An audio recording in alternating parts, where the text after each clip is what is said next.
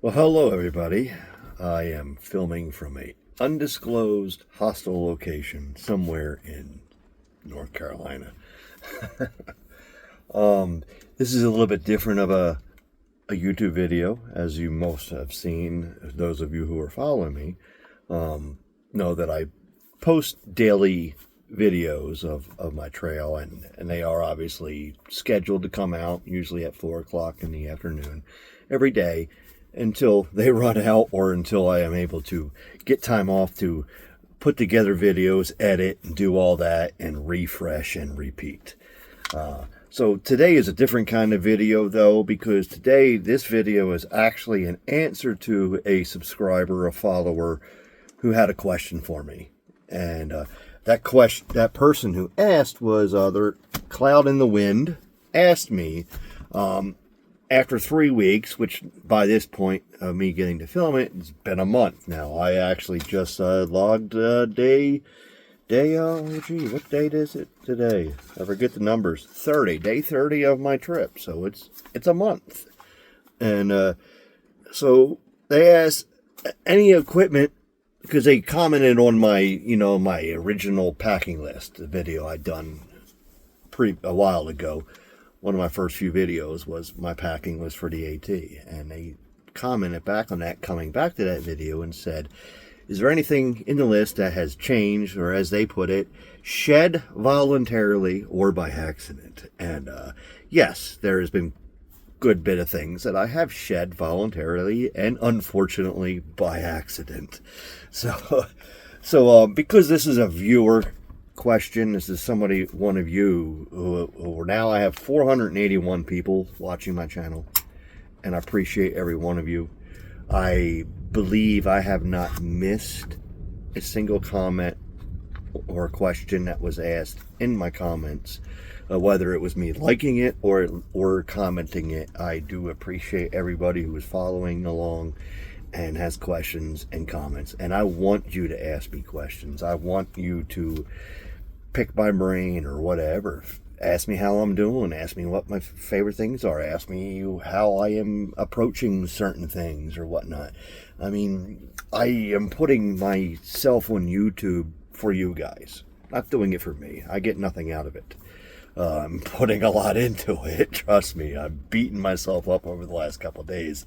But I want you guys to comment and ask questions and get feedback from me, because you're going to get it. You're going to get answers. Trolls and haters, I'm not going to waste time on that. But yeah, if you have questions, I am definitely going to do it. So today I've put together my list of all the things that I have parted voluntarily or involuntarily. So we'll go off with the involuntarily first. I have a list made here of, I even went through, I do have in my logbook, everything that I originally started with, and I have been able to compare it and look at it and make sure that I am accurate in what I said. So the first section is lost. I have lost two things. I have lost my favorite mid layer. I got two mid layers, basically. I have my base layer, which is my brown sun hoodie, which you will see in most of my videos, and then I have another mid layer, which is I call my second mid layer, which is this waffled Adidas pullover sweater. Then I had a smaller mid layer, which you will see in my previous videos, which you won't see anymore, a thinner, lighter black Orvis shirt. And Orvis is not a hiking company, it's a fly fishing company, and it's just a shirt that I bought. I fly fish, and it's a shirt that I bought from Orvis that was just a nice almost mid layer, but not quite. And that was my go-to shirt when things were cool or chilly and I didn't want to put this heavy thing on, but needed a little bit more than my silky weight sun hoodie that I was wearing. Got cleaned and was wearing it my previous hostel stay, and that stayed in the hostel. So that shirt is now probably in the loaner clothes, and somebody's probably wearing it on their day off at that hostel. So I hope they're warm and they're comfy in it. But I did lose that. And then in the same hostel, I've also lost one sock of a pair of my Injinji sock liners. I do have 2 pairs. I started with 2 pairs of Injinji sock liners, and I would either rotate them or let one dry if they were wet or whatnot. And I lost 1 pair, so I have 1 pair. So in that same hostel, there's a 1 pair of red Injinji large size toe sock liners. So those are the things that I've lost, which is surprising to me. I'm a klutz with gear, klutz with items, and surprised that's all I have lost. And I lost both things in one place at the same time. So, excuse me, this is not Diet Pepsi. I could not get Diet Pepsi where I'm at, so I have to choke this down. Ugh, Coke. I don't know how you people who drink Coke can do it. But it's cold and it's bubbly. So the next item, or the next topic, is the replaced items that I had. Now, I started the trail with, I'll go get it. Oh.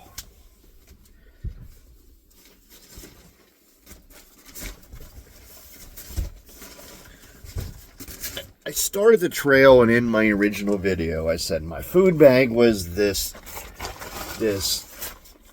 Hyperlight roll top bag, which is not very big, and I'm coming to not like Hyperlight very much since I've been on trail. But that bag, I knew I wasn't going to use full time as my bear bag because it was small and too dainty. It's for the amount of money you pay for that bag, it is not worth it at all.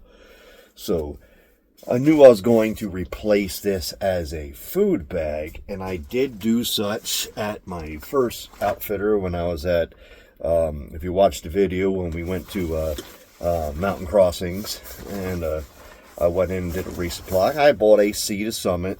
I believe it's 20-liter, a lightweight dry bag, and that is now my food bag. That is what I use. And the Hyperlight, crappy, dainty buckles, weak bag is now what I call my tent bag. What I mean by tent bag is when I set up my tent, I don't take my bag and a lot of stuff into my tent. I put my sleeping gear, my pad, sleeping bag in there, and then I take a very few items in this, which is like chargers and my first aid kit if I'm going to do any foot stuff or whatnot. Whatever. I have a few things in here, my hairbrush, because of my, wonderful locks, which don't mind me. I had my first shower in a few days, so it's frizzy. But, so I have a few things I want to have in the tent with me. I can grab out of this and have that in there. Oh, medication too. And then everything else is left in my bag in the vestibule of my tent, so I don't have to have a bunch of clutter in my tent, because I do sleep and live in a Gossamer Gear the One tent, which is big enough for my sleeping pad and me, and that's it. So I just keep it clutter free. I have my tent go bag, so that's something that I replaced. The second thing I replaced, which was a much needed replacement, the downfall of ordering stuff online is you never get to touch, feel, test anything. I ordered the Climate Static V2 air pad for sleeping, and I did test it. I did take it out and I did test it, and it felt nice at first, but I didn't have the ability to test it for a whole entire week at a time or 2 weeks. And I also never got to test it in frozen ground, and that's the key point. I tested that pad, and I think I have a picture of it, and I'll put it up here, the Climate Static V2 pad. One thing it did when you laid on it, it kind of canoed around you, so you sunk down in the middle of it, and the sides will come up and canoe you, like have a look that would come up, and then your body would be lower. And what that did was especially because everybody knows it's been following, knows that it's been frozen in winter down in Georgia and the beginning parts of North Carolina. And with the frozen ground, that literally made me feel like my whole entire spine was just digging into the ground. Like no spinal support in that pad whatsoever. Then plus I'm a side sleeper. So if I did roll over in my side in that tent, it just felt like my hips were digging into the ground. And it was so painful. It was getting so horrible. My sleep was trash. So finally, by the time I got to Hiawassee, or by the time I got to Dix Creek and whatnot, I got to Hiawassee. I stayed at the Green Dragon. And I said, I am going in, and I'm going to eat up the cost and buy a new pad. And I went to the outfitter there in Hiawassee. The name is not coming to my mind. If I remember it, I'll put it up here. But I went into that outfitter at a trail town, so I pretty much knew I'm going to pay a premium for anything because it's a trail town and they're the only outfitter. So that's just the way economy works, right? But the nice thing about that, though, that outfitter there in Hiawassee is that every pad that they sold, dealing with a camper table, every pad that they sold, they had a demo blown up that you could actually pull down and lay down and sleep on it, get in different positions. And I settled on the Big Agnes Rapide SL, which is their extra long pad, but the one that is more geared towards side sleepers and whatnot. And I tried it out and I've been using it, and it just fits into my tent. It actually overlaps my foam folding pad that I put down to protect my air pad. It overlaps that by about that much, like literally by about 2 feet almost. And that's about how much headroom and footroom I have in my, Gossamer Gear 1 tent. So it just fits into my tent. It is almost head of the tub to the toe of the tub, completely filled. But it has been remarkable. It is definitely rated for cold. I have not been cold with it. I haven't felt ground coldness with it. My spine doesn't feel like I'm driving in the ground. I can lay on my side and be comfortable. It has worked miracles. It worked miracles. It has changed my sleep. And that was the most important thing, because if you can't sleep good in the trail, it's just like working out and training for any kind of sport or whatever. If you can't sleep, you can't recover. And that was one of the problems I was having. I couldn't sleep. I was not recovering, and I was having crappy days. So I got that. I ate up the cost for that. I didn't want to spend the money, but it was something I needed to do. So those are the things that I replaced. Now, sending home, things I voluntarily got rid of. Yes, I did send home quite a bit. Not a lot.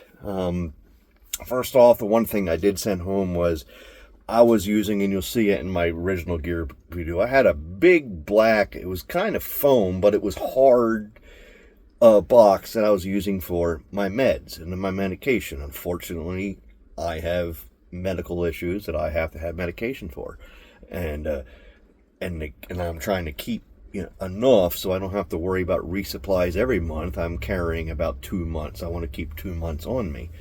And so I had it all in there. And that was just, anybody that, if you in the physics and you study volume, anything square cannot be malleable or moved around to create more volume. It was taking up volume in a pack. So I decided to just put everything in Ziploc bags, get all the air out of it, and then let my medication be in a Ziploc bag, in my tent bag. And now they can, when I push it all down in my pack, it can be formed and mold into the pack, as opposed to having this big brick-sized thing in my pack that wasn't letting anything move. So I sent that home and got rid of that, and that just added volume to my bag just by getting that brick-sized thing out, and now everything can be meshed down and flattened. So I sent that home. The other thing I sent home was my hearing aids. I have hearing aids in both ears, and I was keeping the hearing aids themselves in a case in my waist pack, and then of course in my bag I had a box, which again a rigid box that had all the attachments, replacement parts, and then a ton of batteries. And I didn't even have enough batteries to last a whole entire trip just for the next couple of months. And I wasn't wearing them. I wasn't wearing them, obviously, if I was using my earbuds for listening to music or listening to audiobooks or whatnot. I wasn't using them. If it was really, really loud and windy outside at night, outside while I'm hiking, I don't wear them, because just loud noise and then hearing aids is just even louder stuff in your head.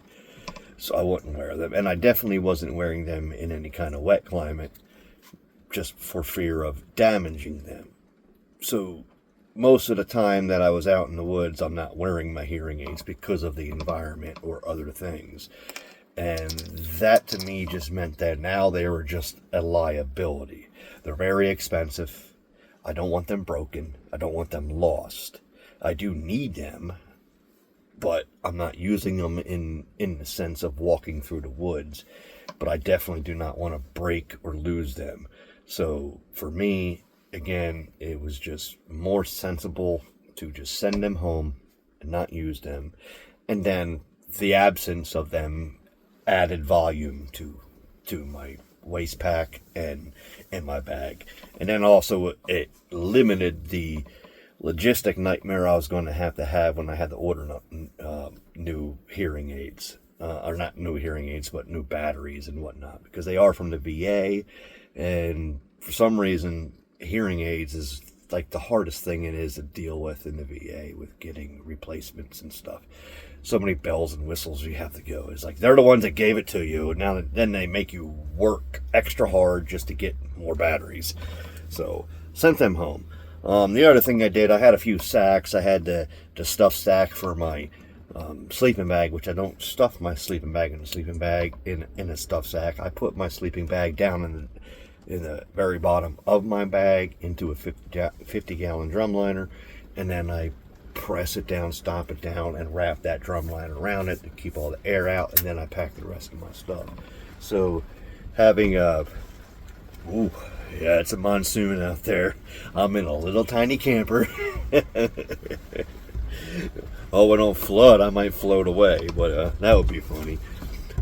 So the stuff sacks, there's a few stuff sacks I just sent home because they were just not being used. The other thing I sent home that I didn't need were my trekking pole attachments. I had the big snow ones and the mud ones and whatnot. Rubber has been doing fine for me, and I have 2 pairs of them, 2 backups, and then if it's icy, you take them off and you have the little metal pick. I do not need the other ones. Now, hiker boxes. I've left some stuff in hiker boxes. I've left a lot of plugs. I did have a lot more plugs and cords than I anticipated I was going to need. I think I carried a lot of extra ones just because I thought I was going to just need backups, and they weren't getting touched. So I put a lot of plugs and cords and charger blocks and whatnot into hiker box, so anybody who needs them can use them. I figured that was just something that somebody might need down the road, so instead of sending that home, I just left it there in a hiker box. Things I gave away. I gave away one thing. I gave away one of my drum liners. I was carrying like 2 or 3 in my pack, so I did give away one of them. So that's one thing that's gone from my pack that I don't have. But I will get that when I do a medicine resupply. The people who are sending me the boxes, they have the drum liners there, so they can send it to me. And the drum liners, again, I just use that for my sleeping bag, and I push that all down. And that reminds me, there's one thing I did not put on this. There was another thing I had that I started with. Because I started on February 15th, I knew it was going to be cold. I actually packed a thermal pants and top for sleeping in case it got too cold. And I actually even stored that with my sleeping bag in that drum liner at the bottom. So they were always clean, dry, protected. And I never once used them. I never once touched them. And it was actually, once I felt the temperature that it was, and I truly got to test my sleeping system, plus the fact that I have an actual waffle thermal pants that I use, if it's got too cold. I never really needed them. I never have been that cold enough sleeping to where I needed them, and I had plenty of stuff like when I do sleep, if it is cold, I use those waffle pants because they're usually always dry, and then I use my puffy to sleep. And recently I've been just sleeping in just my shorts and a puffy top, and I've been fine, because my puffy I really only ever use if I'm in camp at night sitting around, and then when I'm sleeping. I don't wear my puffy when I'm hiking. So my puffy kind of gets utilized just as a camp and sleeping attire. So I didn't use those, and the only time I used those pants and tops was to actually wear while I was doing laundry at a hostel. And at almost every hostel I've been in so far, they have loaner clothes anyway that you can wear while you're doing your laundry. So even if for me to even keep them as an item just to wear that was just silly. And even though it wasn't much weight, still them bunched up was about that big. So getting rid of it gave me volume back. I'm all big. I can care about weight. I could not care less. I mean, I don't care about weight in my pack. I care about volume, because things are going to be heavy because they're heavy. But if I have more volume in my pack, that means I got more ability of use. I got more use out of my pack. So that hostel where I was wearing them while I was doing my laundry, I just put in the laundry basket where they put all the loaner clothes. So somebody in that hostel was probably staying warm with my thermal pants and shirt. So those are things I gave away. And then the last thing that I exchanged or changed around was I was walking down the road, down a trail, and I found a spoon, a long-handled spoon like most hikers use. It was a Sea to Summit one. Kind of getting used to their product line, because I found a Sea to Summit spoon, and I picked up the spoon and just put it into my waist pack. It just fit there, and I walked into a shelter and I said, "Has anybody lost a spoon?" I'm not going to put something in my pack and not try to find its rightful owner. Nobody at that shelter lost a spoon. Next shelter, ran into people, asked them, went to a hostel, said, "Did anybody lose a spoon?" I wanted to make sure that person got their spoon back. Nobody did, so obviously that person, whoever lost that spoon, we're not going to touch. If you lost your Sea to Summit spoon, let me know. I'll get it back to you. But I had a THRU-HIKE titanium spoon, and I'm sitting there balancing them two on my finger, and I'm like, this Sea to Summit one is just slightly lighter than my THRU-HIKE titanium spoon. So the THRU-HIKE titanium went home, and now I have the Sea to Summit spoon. So those were the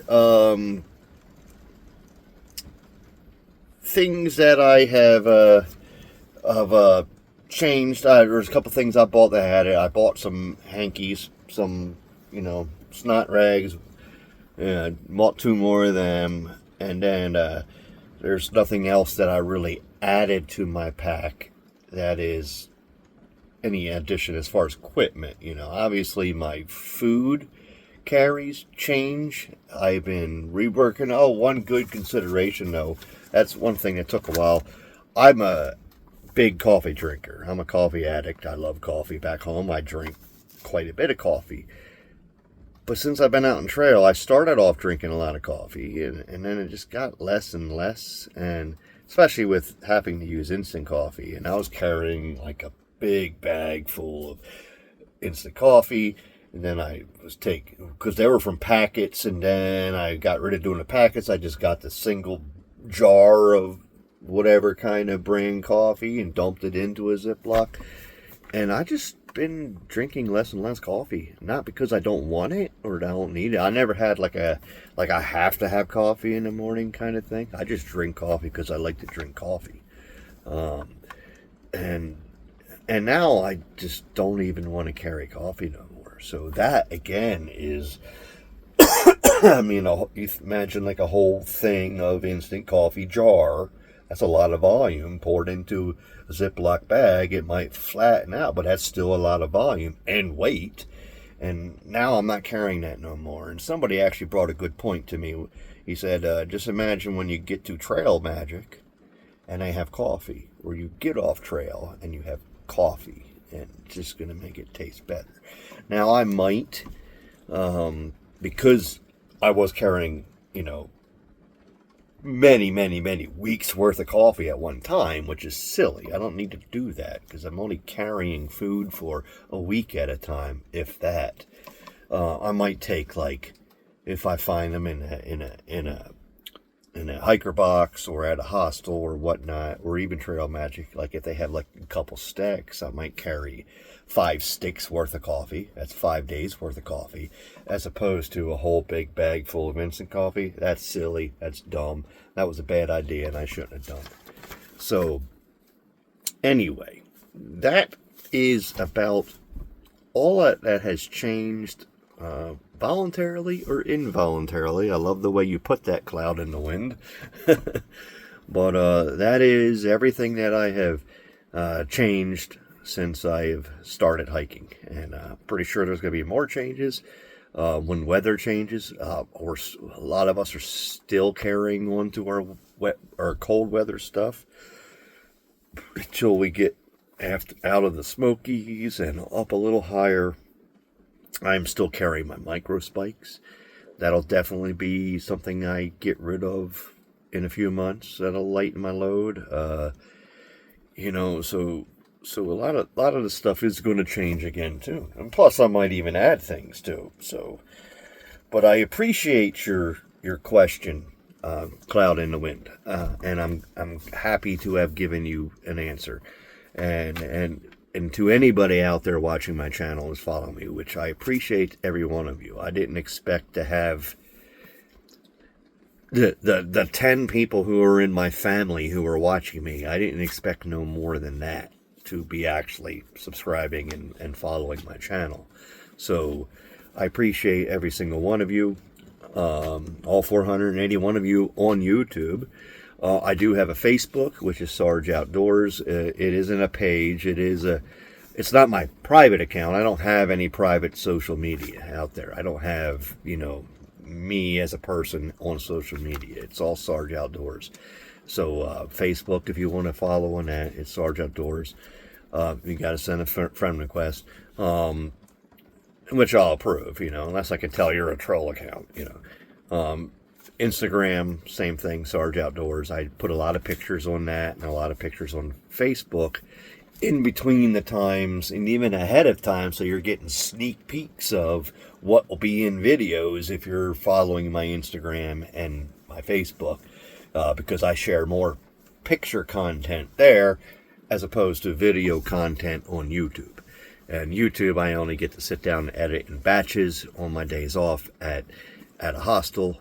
But on Facebook and Instagram, if I have connection up in the mountains somewhere, which on the AT is very frequent, and you usually can get connected, I will send, I will post pictures up then. So if you would like to follow me, again, at the end clip of this, there'll be a list of all my handles for all my social media. Again, thank you all for watching. I really appreciate it. It makes me feel good when I'm out there, and in days like today, which is really rough and really tough, and I'm just trying to get down from a mountain, and it just seems like downhills are the worst. I don't care what people tell you, downhills are the worst. I actually gotten to the point where I prefer to be hiking up a mountain. That's faster and doesn't hurt. It's today we had a descent of 4,000 feet in only 5 miles. That is a lot of that, not this. That's a lot of that. And my brake pads are old, my brakes don't pump the way they used to, and so yeah, that's a little rough. But again, I appreciate everybody, and thank you for following, thank you for supporting, thank you for commenting, giving me cheers, attaboys, whatever. And if you're not a follower in other means, or if you're not even a follower of this channel at all, please do subscribe. I only am putting this content out for everybody else, not for me. I hope that I am inspiring people to hike. I hope I am answering people's questions that might want to hike the AT, and that's the only reason I'm doing what I'm doing, is for other people. Thank you.